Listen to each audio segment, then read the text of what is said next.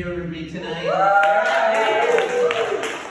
It's already past our bedtime, and as a matter of fact, in another half hour, we'd actually be waking up for the next episode.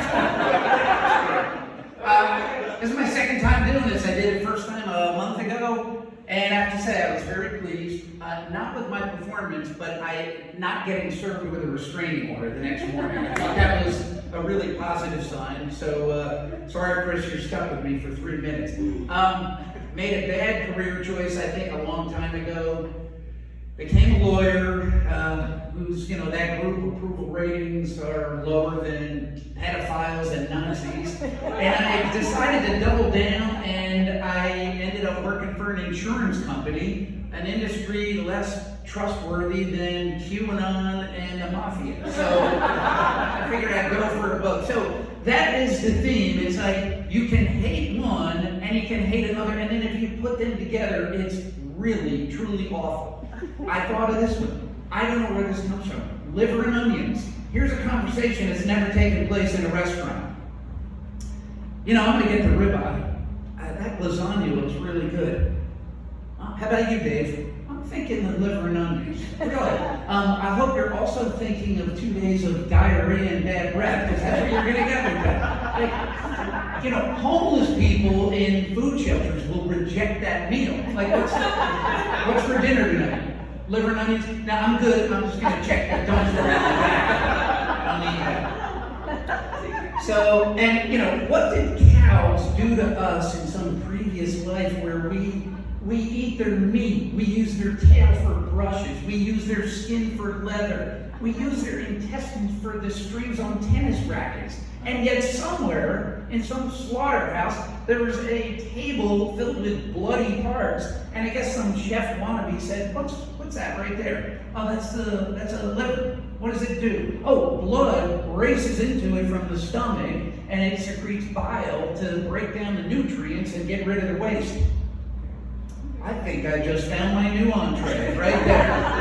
I'm going for it. And so a bad combination. Onions, they're not for everybody. If you're on Family Feud and the category is favorite vegetables and you're saying onions, you might as well walk off the set right then. You are not winning. And your family's probably going to disown you.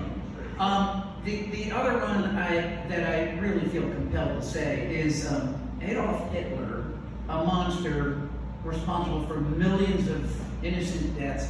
I know what you're thinking. It's like, well, how could we possibly hate that man more? Very simple. That is the worst fucking mustache I think I've ever seen in my life. It actually has a name, the toothbrush mustache.